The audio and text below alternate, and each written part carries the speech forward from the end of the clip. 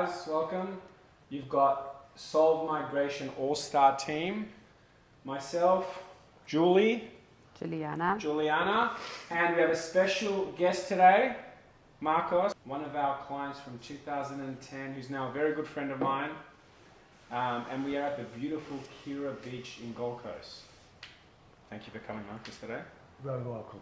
Special guest. So, what are we talking about today? What's the date? What happened with the changes in the sponsorship?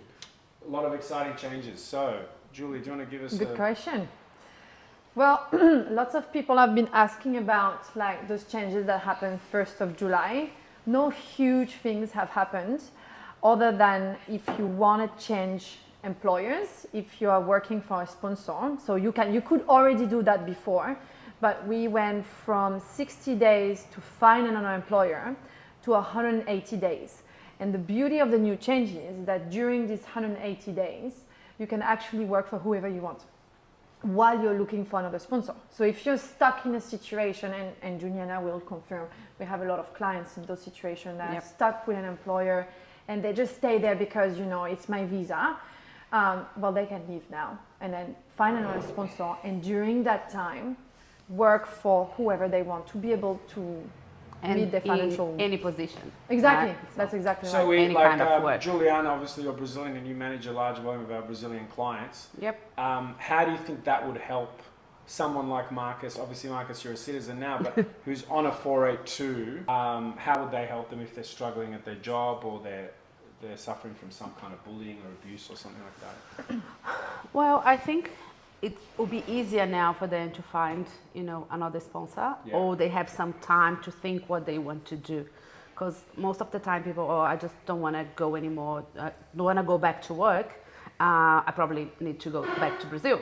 And now they have the whole 180 days to find another sponsor, work during this time, so no financial hardship.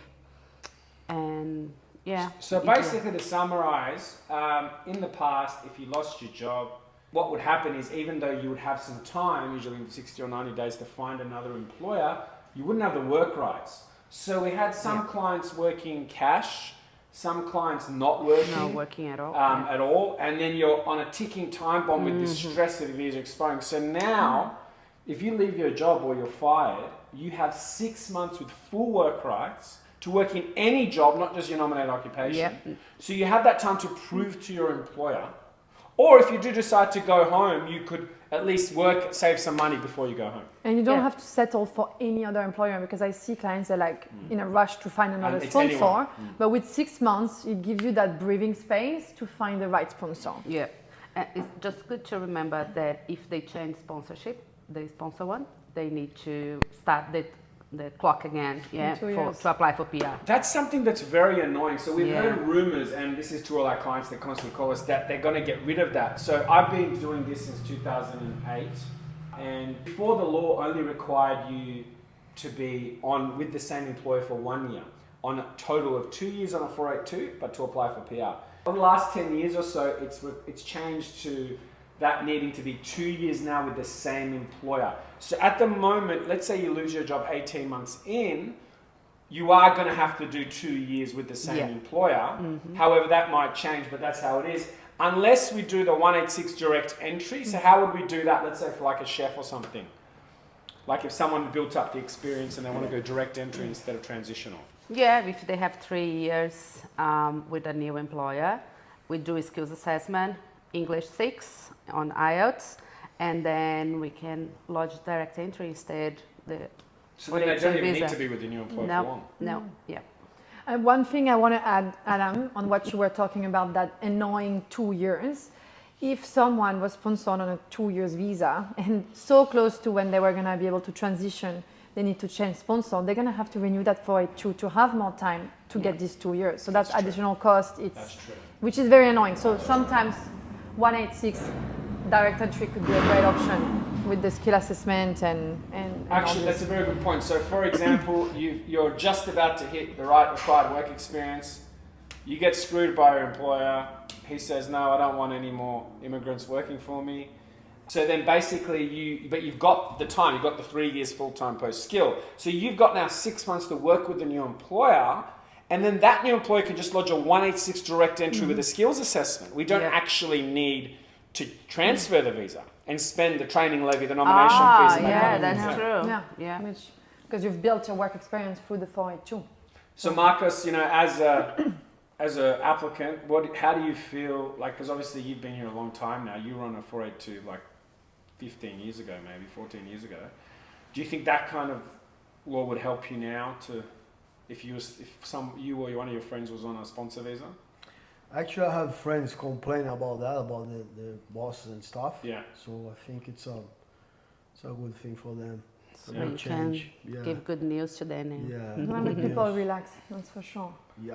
And so, look, moving on, like I think talking to you, Marcus, so you've been a client for us. So when did I first meet you? 2011, I think. 2011. Wow. Okay.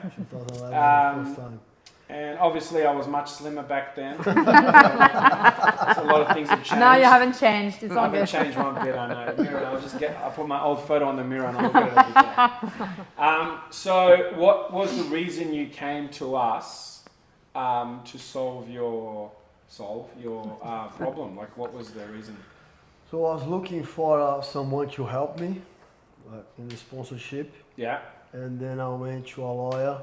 I paid $160 for 20 minutes. 20 minutes, okay. Back then, that would have been a And lot. then she said to me in 5 minutes that I had no chance. That wasn't us, though. That wasn't me. No, It was that another was a one. different company. And then after, the next week, somebody told me about you. Yeah. And then I went to see you, and then you said to me, no worries, my friend, we're gonna get your visa. Yeah. And then you stuck to him. And I'm a citizenship You're a now. citizen now. Yeah. So it's a success story. Yeah. And then, do you feel that we were able to guide you in the correct way and manage the whole process? 100%, very happy about it. Yeah. That's why I recommend all my friends to you guys. Yeah, fantastic. So just to clarify, so Julie and Juliana are in our Gold Coast office, but they manage clients all over Australia and the world. So you can book with them directly. They both speak English perfectly well. So Juliana was a lawyer in Brazil and a registered migration agent in Australia. She speaks Portuguese and English and has an Italian passport. No, not yet. So it's just Portuguese and English, right? Yes. Yeah, but Brazilian now. Portuguese and regular Portuguese. And Portuguese, I can speak as well. And Julie is French, but she speaks fluent French, Spanish, and English. Yes, English. And is available online and in our Gold Coast office. Julie, besides being a migration agent, she's also admitted lawyer in Australia, and does a lot of also the tribunal work that we go through. Now, moving on, what have we got to expect? Like this landscape, it's crazy right now, isn't it? With the student visa rejections and the case. So one thing people are worried when we see them is, unlike before, obtaining a sponsorship or a partner visa, which is our main area. So we specialize in sponsor visas, partner visas, refugee visas, and complex appeals. Before they used to have an option, right? So they would get to the end of their 485, or they'll go, okay, well, if I'm thinking of doing a sponsor, but I might do a student visa instead. To get more time. Yeah, but what's happening now with the student visas? Yeah, now it's crazy. Yeah. It's very hard. It's really strict, the laws at the moment. Yeah. You can't anymore apply for a student visa post 485 as well. Yeah, so if you've got a 485, you cannot apply for a student visa. That cuts that out. Yeah. You can't apply from tourist visa to visitor visa, from visitor visa to student visa, if you are in Australia. And also we've seen a lot of refusals in the Latin American market. If you are in COVID visa at the moment and apply for a student visa, it's very hard to pass. Get it approved, yeah. Yeah, super hard. What else? And courses that used to be okay before, like diploma of leadership management, project management, marketing, business, I don't recommend this anymore because it's just being refused. So you pretty much have to go into like a master's or a high level course. Yeah. Bachelor. And also you need to match with the course if they got, like, for example, a bachelor back overseas in Brazil, let's say, and they want to they want to study a vet, they might not pass. And if they want to do a bachelor or a master, it needs to link with the qualification back in Brazil. So what I find the problem is, so like unlike us, we don't have a student agency. We don't obtain money from commissions. The only reason we're involved in student visas is when people get refused to do the appeals. Yep. But a lot of other agencies and even law firms have a student agency. So a lot of the time when you're asking them what is the best advice for me to stay in Australia, they're actually selling you a course and framing that as an option because they're getting commission basically. Yeah. So that's something that a lot of the time when we meet, and I'm sure you experienced that, Marcus, that before you saw us, whoever you saw just said, oh, well, there's this course and that course, and you can become a chef, a childcare worker, a teacher, and everything else within. I've never met so many highly qualified people in my life. People that have to get student visas, right? So we don't have that. So we're able, I guess, to provide an outcome, the fastest to obtain PR. So occasionally a fear would be, okay, so my visa's expiring, my student visa is expiring, but what happens if my 482 gets rejected? So a lot of the time, if it gets rejected, it's not because of the skill, because the skill is quite clear. So someone will have the experience, they don't. It's because immigration now, they've increased their refusal quota, so basically they get to a point where they're nitpicking applications, and you would lodge 3 applications that are the same, 2 will get approved, 1 will get rejected. So what is it the end of the world if someone gets rejected a 482? No, it's not, because we can appeal, which is something we do a lot, and they usually refuse on genuineness. So at the nomination stage, the employer stage, where they don't believe the business actually needs this person or needs this occupation to work for them. So then we appeal, and at the appeal stage, we have a much stronger chance to win, because I feel like from what we've been seeing, the tribunal takes a very different approach than immigration. They really understand that there is a skill shortage in Australia and that small businesses are suffering, and they want to help employers. And so if it doesn't go through at the first step, which is like immigration, we can take it to the appeal and then still turn the situation around. We're pretty much overturning a very high, more than 80%. Yeah. Julie, you've had quite a few wins at the AAT. Well, I've had nomination refused. Yeah. Yes, but I've touched wood. I've never had AAT refused. Yeah. So that shows you how immigration and the tribunal works completely differently. Exactly, and it's really weird because they normally, they should follow the same pathway, So, but it seems like they are fighting against each other. Well, that's another story. I bring in Marcus. So me and Marcus were traveling from Fiji a few weeks ago, and we met some very nice border officials at the airport. And it turned into a bit of a scuffle because Marcus is an Australian citizen, and on the card there was a certain area you're not supposed to tick. You don't have to answer if you're not an Australian citizen. And Marcus didn't answer. That was coming back into Australia. Yeah, we don't need to go through those questions. We didn't. And then when we got to the front, the lady got quite frustrated, and she's like, "Well, you don't have your Australian passport, so just answer the questions." And it turned into a bit of an argument. Oh, really? And so I don't think I told you guys. So, you're fighting with the border now? I was fighting with the border force. Yeah, we got pulled aside. It got a little bit crazy at the end. Got a bit. But so you traveled with his Brazilian passport back in Australia? But he hadn't had his Australian passport yet, but he's an Australian citizen.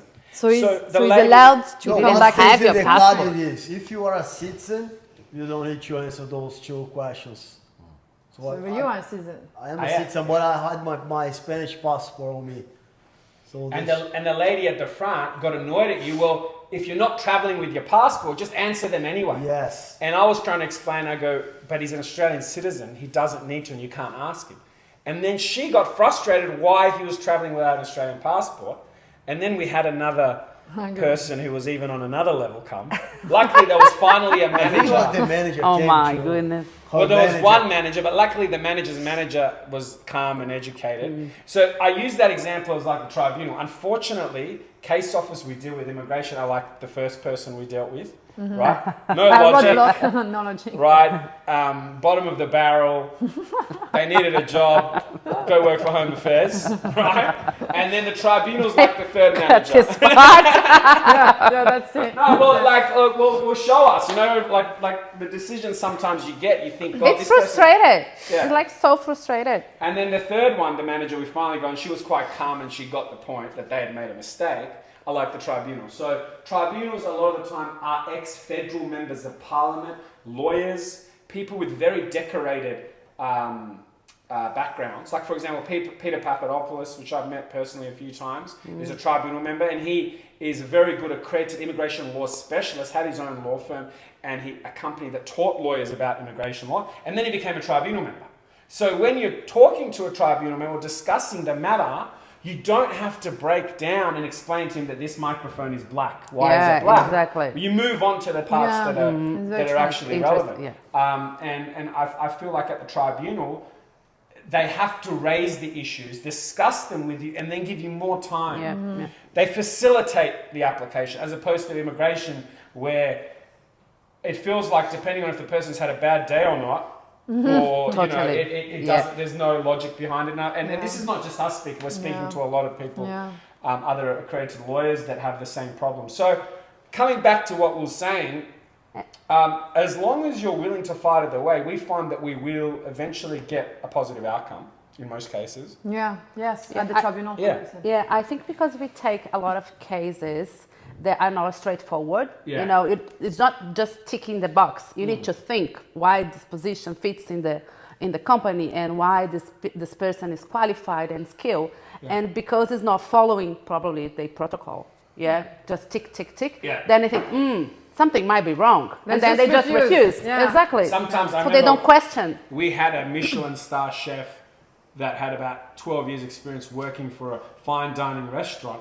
And I was just confused what they were paying us for, because I said, well, this is just the lodgement of a normal case, right? We unfortunately, we're not the ones we don't get many of those, you know. What we get is situations where the business is a new business, or it's a startup, or the person comes from a background where he's got a lot of different types of experience, and you need to bring it all together. You know, they might have worked for themselves, so you need to assist them. And having like United Nations at our office, everyone speaking a different language, right, really helps us, I guess, move those. So I think a lot of the fear that comes from other migration agents sticking to student visas, which they can't anymore, is the fact that basically they don't look at what the person has a right, so he's a right to a sponsor visa. They just think, I could be rejected, so better not try.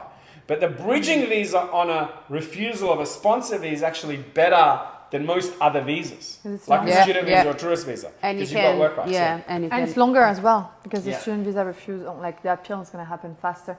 And also, I want to say another thing regarding student visas refusals.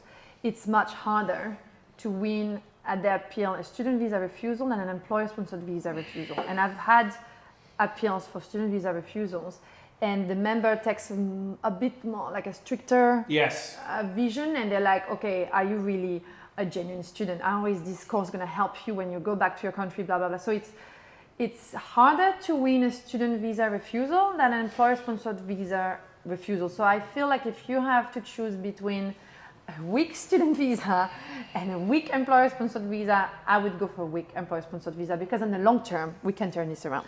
And that's a very good point, because what I find from there is, and the reason you hit the nail on the head, is with a student visa, the person basically has to convince the department or the tribunal that they don't want to stay in Australia, or that their current intention is temporary. Which is not true. Which in most cases normally is not true. It's not. And the agents find a way to twist it and that kind of thing. But at the end of the day, you could have a great case of studying and a great course, but if they don't believe you're temporary, which then cuts out a large section, because they look at the applicants, and most of the clients are from either Colombia, India, Brazil, China. You know, we get people from countries that obviously have a lower economic advantage. And then when they look at that already puts them back 50%. So I believe there's an extra 50% rejection on a student visa. With a sponsor visa, with a 186 visa, with a training visa, they do not have that requirement to pretend that they want to go home. Yeah. So we don't have to deceive the tribunal or deceive immigration and say, oh yeah, this guy wants to come here and work in this field and bring his family and relocate to a better country. Yeah. But right at the end of it, he wants to go home. Yeah. We're actually at the tribunal saying, this guy's here, he's a carpenter, he's got a great job, they're going to employ him, and he wants to stay here, and one day he wants to open his own business. So we've had that a lot of the time, like, what's your future plan? And then the tribunal member's going, okay, so I've got a husband and a wife. It's not costing us anything because they're paying insurance. They don't get any benefits. She's also working. He's working as a carpenter. We need carpenters. I have to be crazy not to let these guys stay. Yeah. Right? This employer's a building company, unlike the immigration, which might turn around and go, sorry, the address is at home, so I'm going to reject it. Right, without asking for an explanation. So what we look at is, when we look at your case, we will put in a tribunal plan, all fixed costs, and significantly discount appeals if they use us for the previous case, because we're confident that we can go through. And we have been since we opened up in 2009. So I think like if we look at it that way, it's still the best way to stay in Australia is through sponsorship or a partner visa if you've got a partner. For sure. But if they have a student visa refusal, they should still come to us. We can still help.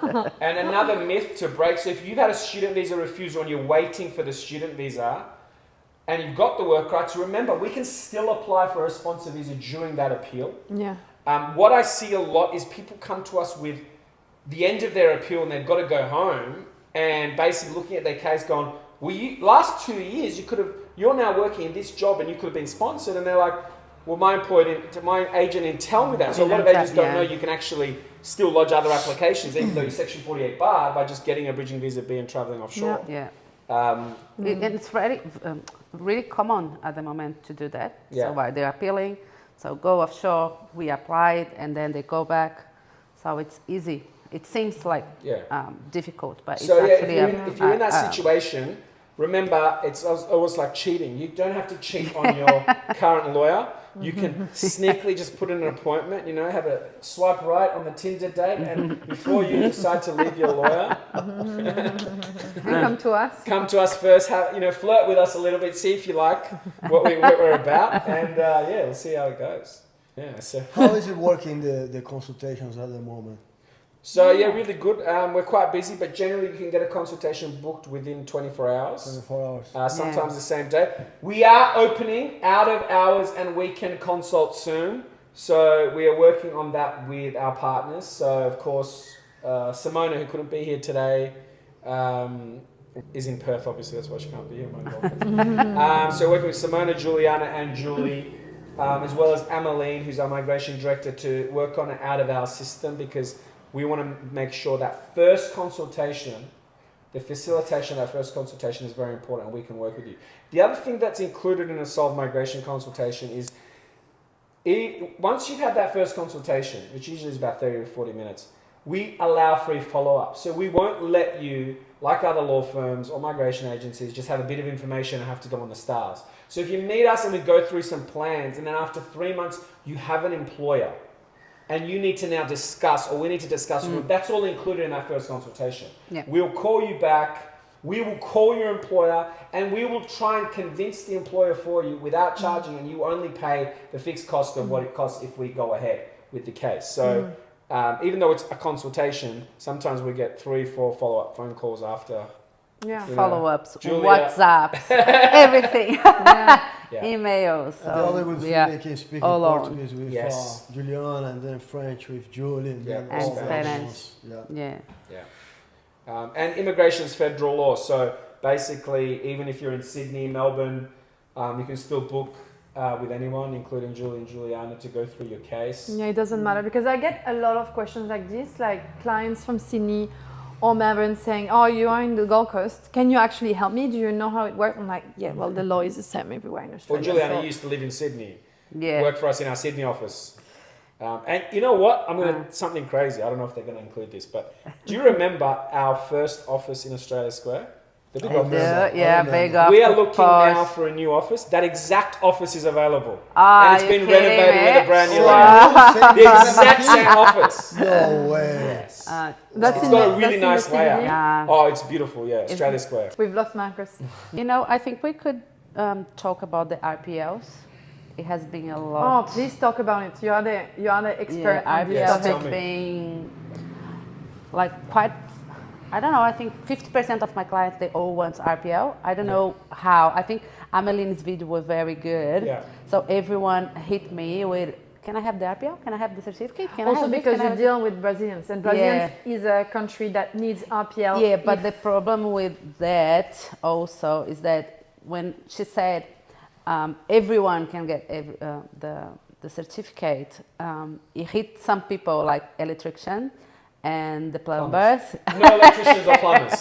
So So they everyone are. except electricians How or can I plumbers. get it information? So can Yeah, we yeah, need yeah. to be can very you careful explain with to this. us how we can get an RPL in what situation Use example we of a should? carpenter. Okay, normally carpenters and From most of trades, yeah, and Okay. from Brazil and for any other country, if they have 1 year full-time experience in Australia or offshore or overseas, so we can get a reference letter from the company that they worked, plus some photos, videos, and then we send to the college, and then the college will issue the certificate in like 4 or 5 weeks maximum. And then you use that certificate to then apply for employer sponsorship. Exactly. So that meets with the qualification. So the applicant will have the qualification with the RPL plus 2 years of experience or 1 year from November. So just to clarify that point, the company, so this started, I think, God, this was 2013, 14, we did our first RPLs.